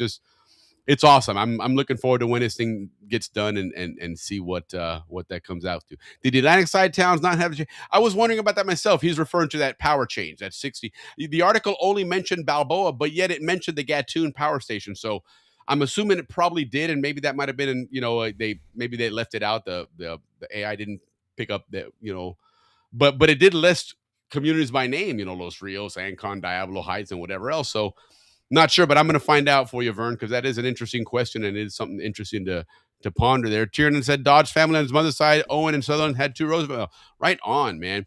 That's one of those things. I know Dave Dalston's family had some as well. That's a really cool, as a Zonian, that's a really, really cool, piece to have to hold on to the zone, because, nobody can take that away from you. Your family was part of building this incredible Panama Canal. So congrats on you guys for doing it. That's pretty amazing. But anyhow, talking about legacies, okay, the big thing that I found, and to me the most interesting or nostalgic and historical items, was talking about Colonel Goethals. Okay, and in the April of 1954 issue, again, that I was looking through, that was one of the things that they had there was Colonel Goethals was front and center there, and for a reason. On the lower right hand side there, right below Ricky, you can see the Goethals memorial there. It was built and it was completed in 1954. Now, I'm not going to say it was inaugurated in 1954 because, believe it or not, technically it was inaugurated in 1928. Believe it or not. But a series of things and events took place. The Great Depression, World War II, a lot of things took place that prevented the construction of the actual monument itself. And that didn't happen until, as we approach the mid 50s. And so again, in 1954 was the final dedication of it. And as it mentions in the infographic there, 56-foot high marble shaft in Balboa that was unveiled. Interesting fact about this, and maybe the timing helped, but they built it in front of the admin steps. And the reason for that was that initially it was going to be built a little bit further away, but it was going to impede with landing approaches to Albrook Field. And so they decided to move it over a little bit to put it right in front of the admin. And in truth, it worked out well that way because it's so symmetrical with the whole admin, the steps, and then El Prado going all the way to the clubhouse. So it fits perfectly there. I think, if it was an accident, it was a great accident to have because, the original plan was for those stairs to go straight down. And then when they decided to move the monument back, and that's how they got the lateral ramp. Sure. Yes, to spread in both directions. Installed. Yeah, it was a change order. That's awesome. So the other things they were talking about here, again, because this was all about Goethals, not just the memorial. They talked about him being from West Point. He was an Army engineer back in the day. We had an interesting conversation in our chat group the other day about this, about the governors in the Canal Zone. When did we switch from governor to administrator? And I threw out there that I think it was when the Canal Zone ceased to exist, and there was no need for a governor per se. You now needed someone to administer the canal itself, because the Canal Zone was a whole big entity to support the operation of the canal. But once it turned over to Panama, the canal zone was no longer really needed in that sense because you had the whole country of Panama now to support it and the personnel, and all that. So you didn't need all that big infrastructure. But the other conversation then became, well, at what point did they stop being Army engineers? And turns out it was never. They were, all of the governors were engineers, and in fact, all the way to the end, Governor Parfit, because I even asked about that. So, what about Governor Parfit? Was he, an engineer? And I looked him up, and sure as shit, he was. I mean, he actually was a very accomplished Army engineer, and he received several commendations in Vietnam and stuff, and before coming to run the canal, basically, in the canal zone. So that was part of the gig after Stevens and these guys left, that Roosevelt said, from now on, we're putting an Army guy in there and we're never going to have these issues. And the tradition carried on until the end of the canal zone, that you always had an Army engineer, whether they're retired or not, to head the whole canal zone operation. So that was really, really interesting to read. The Sunday Court of Justice, you see there, I'm going to show you that here in the next infographic. But Goethals was also kind of his own Judge Wapner. He ran the People's Court in the canal zone back in the day, and it was kind of interesting there, to learn about that. I read powerful. about he said, he goes, what I say goes, and the only person that can overrule me is the president of the United States.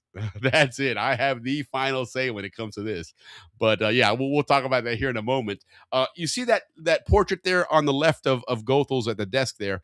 That's Ellie Rodman Goethals.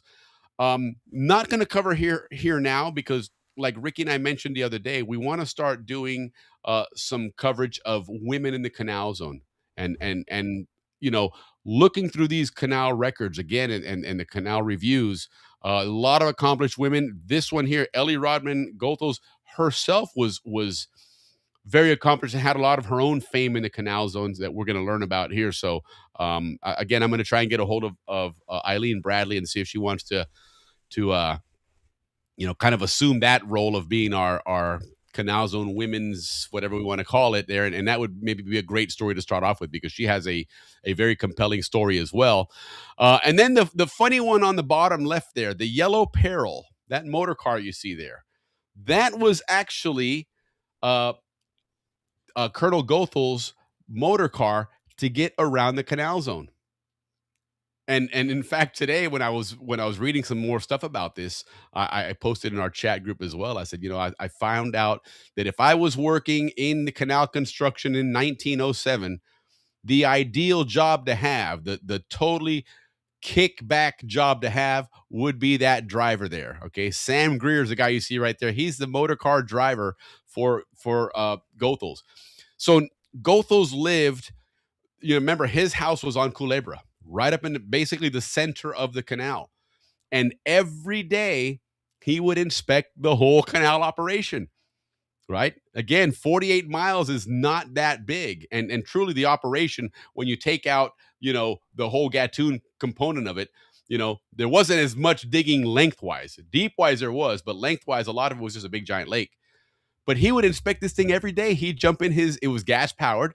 And this guy would crank that thing up and off we go, but it was painted bright yellow on the roof. So people saw that thing coming from down the road on the tracks. You see that yellow roof coming. You're like, uh-oh, here comes Goethals. Way vivo, because he was doing his daily inspection. But I mean, you talk about somebody hands-on and wanted to make sure this thing was a success.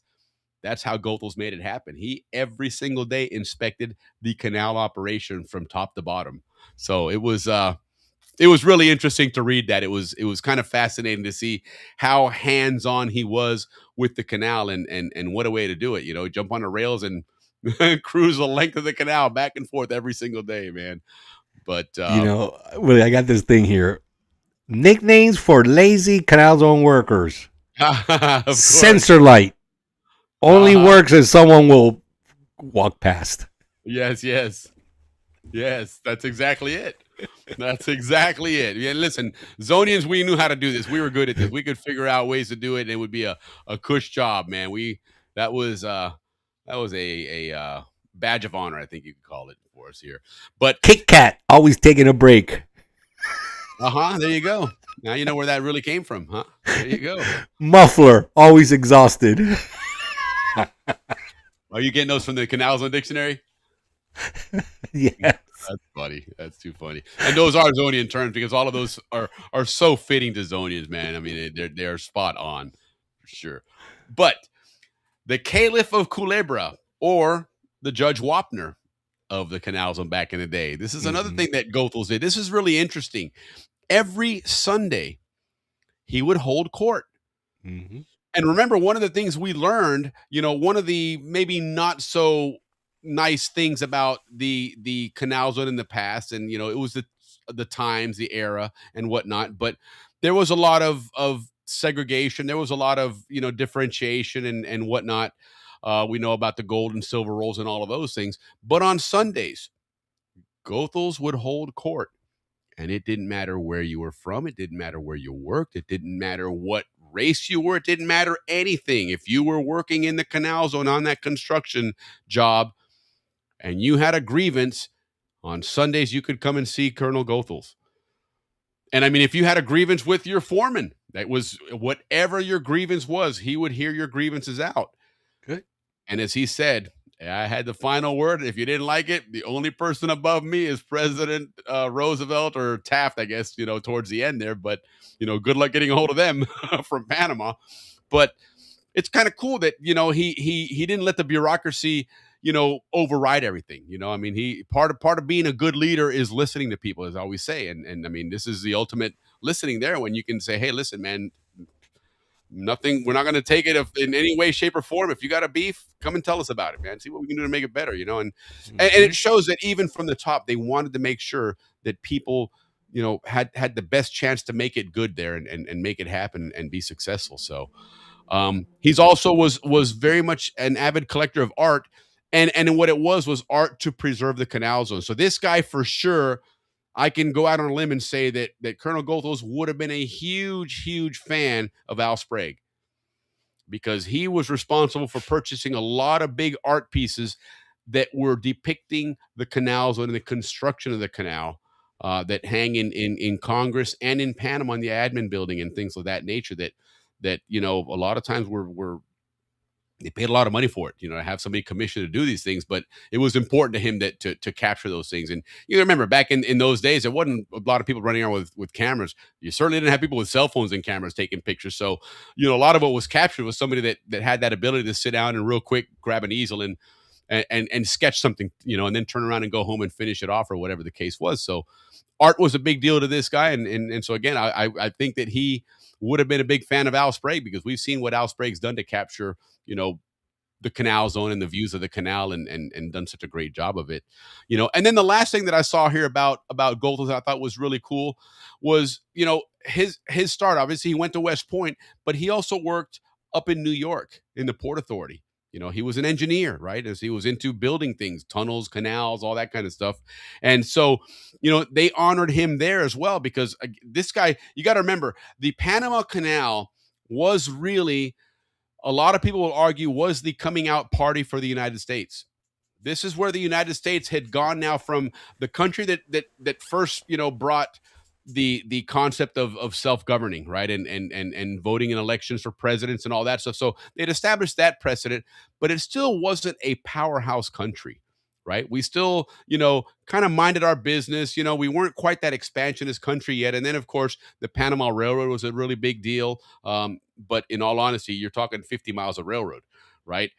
Panama Canal, a whole different animal here. You're talking about tearing through the continent. It was the premier project in the world at the time. The world, 100%. 100%. And so, people like Goethals, these guys were rock stars. Okay, these guys were the Neil Armstrongs of the world. These guys were the Jeff Bezos. And they used the top technology of the time too. They did, and they brought the top technology. They innovated the top technologies. So in New York, fast forward when Colonel Goethals passes away, they build another bridge connecting New York and New Jersey, and they name it the Goethals Bridge.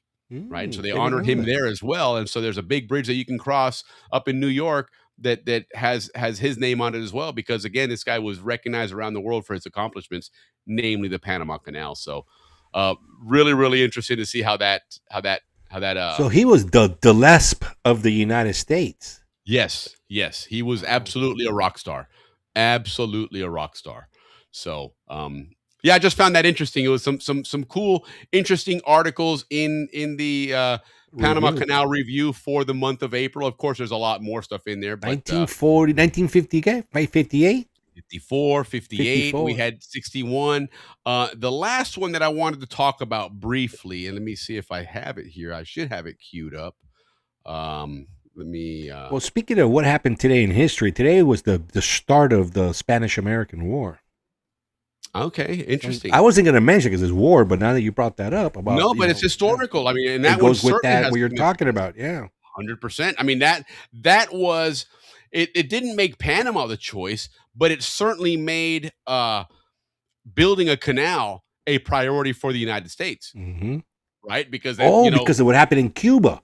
By the time the ship boats left got there, it was San too Diego. late. Yes, they had to sail all the way across, and so people had already been talking about this, but it didn't really come to fruition until after they saw that happen. They're like, okay, we got to do something here. Now, guys. we need it now, right? Two ocean military, and take 8 months to get our ships from one place to the other. So yeah, the Spanish-American War was a big deal for the Canal Zone without a doubt. One other one I was going to show you guys here that I thought I had it queued up. I'm not sure where it went, but something else in 1961 that happened in the Canal Zone that was a really big deal. Oh wait, here it is. My sister was born. Oh, there you go. Well, that's a big deal. That's certainly a big beat deal. me up ever since. I know, right? So there was, where is it? I thought I had this one ready to go. Oh yeah, here it is. Okay. So in 1961, there was backtrack a little bit. A few years prior to that, the United States and several countries in Latin America formed a pact. And this was a defense pact that basically said, hey, if anything happens, they try and invade Panama and stuff, we all need to help each other out here. Okay. This is, remember, Bay of Pigs had just happened. The communists had now taken over in Cuba. You're in the height of the Cold War. And so this became a big deal. And one of the things that happened, excuse me a second. Sorry, I didn't want to cough in anybody's ears there. But in 1961, there was a military training exercise called Operation Solidarity. It started actually in March, but it was reported in the April issue of the Panama Canal Review. And it involved the United States, Peru, Brazil, and Colombia.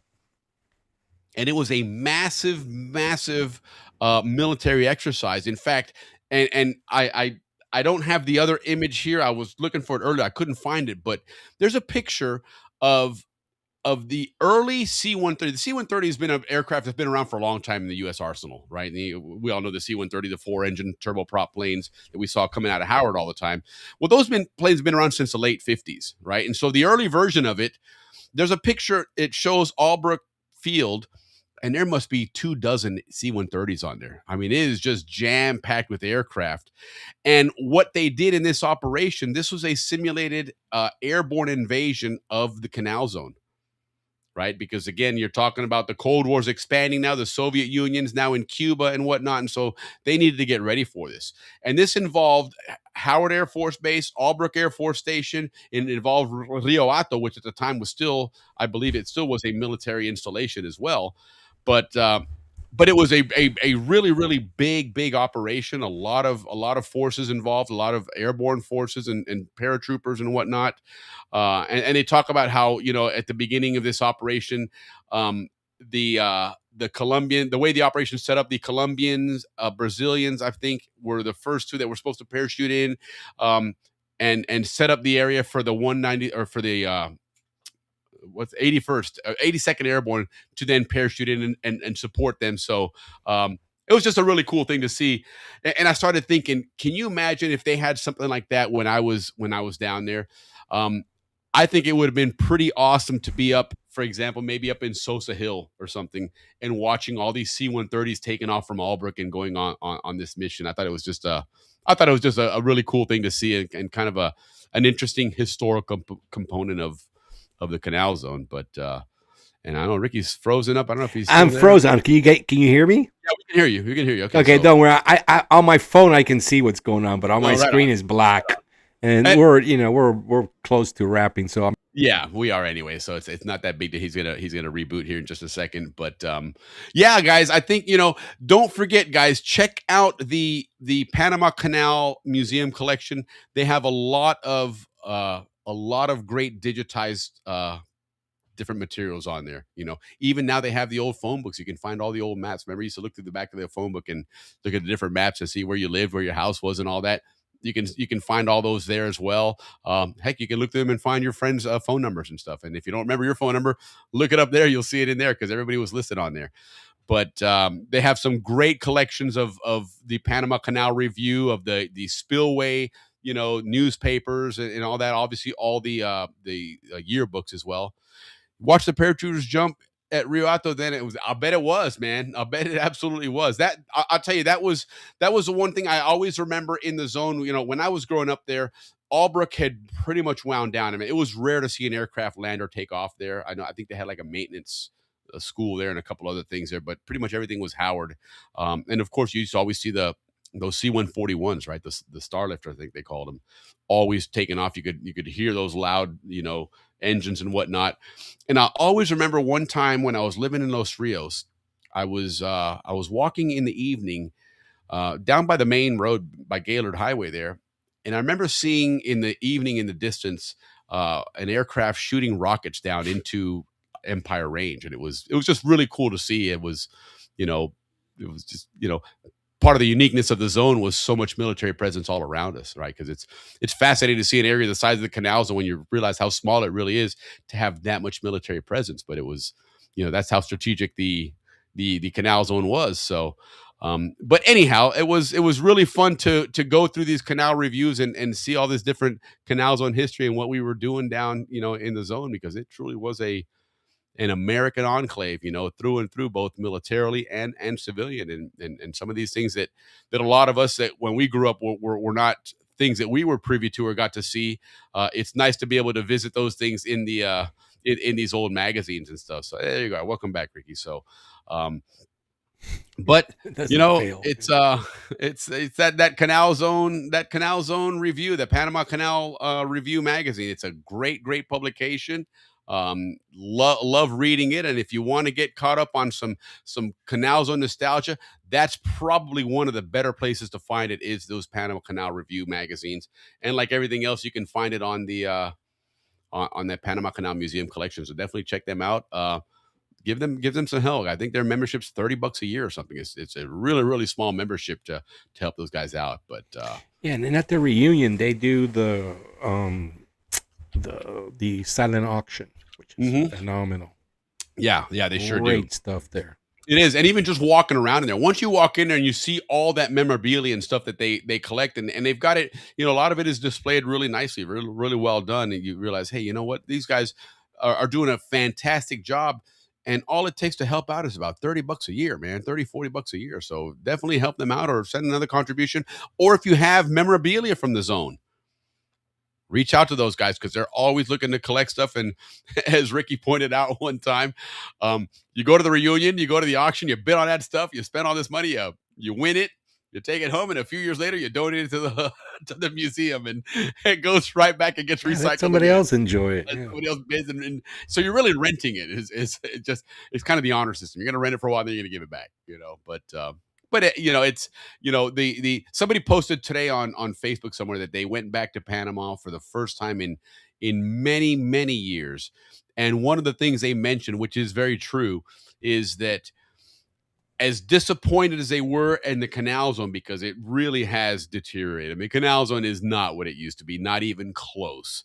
Okay, but the flip side of what he gave compliments to is Panama, how Panama has grown, how it has flourished. It's a beautiful country now. It's a wonderful, very iconic city. It's got so much going for it. The beaches, I mean, Coronado now is just a giant, just like a mini city. It's just a big beach resort. And so, there was a big trade-off there. But either way, like he said, he goes, I was glad I went to see it. I enjoyed it. I'm happy for the Panamanian people.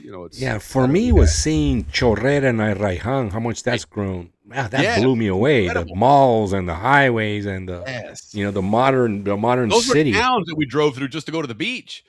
you know, and now they're just big metropolises, man, and they're very modern technologies, and it's good for them. I mean, good for Panama. You know, the Canal Zone is what it is. It's gone. We don't live there anymore anyway. So, but if you want to relive it, obviously we'll bring it to you. We'll bring it to you. Andrew Eftimitis is going to do his part to bring it to you. And we do it every Friday. But again, go to the Panama Canal Museum collection. You can check out all of their stuff there as well. So anyhow, Ricky, let's get ourselves out of here. Let's call it a night. It's we've actually done pretty good here considering, but a few glitches, but 2 hours. I think we went pretty good with it. But end of the month, so we know next week we're going to have Dave Dahlstrom, our Canal Zone historian.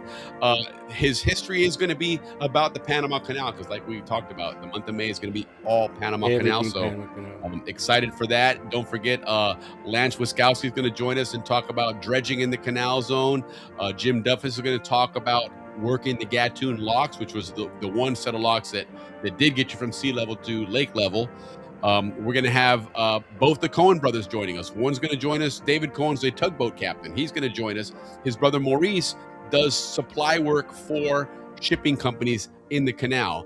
So he's going to join us as well. And then, of course, Captain Eftimitis is going to give us our Panama Canal pilot version of things. So jam-packed month of May, guys. All Panama Canal history. Spread the word, guys. Let people know to join us on Friday nights and do this. But I'm excited, Ricky. This is a good show. It was interesting to see. I had a lot of fun. Really this is the fun one. week, Mellow, fun. Don't forget to subscribe and hit like, guys, and spread the word. Let's get us to 500.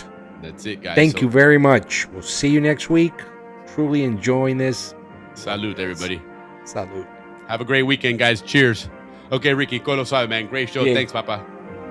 There we go. Look at this timing. Not bad, not bad. So we can cut it out and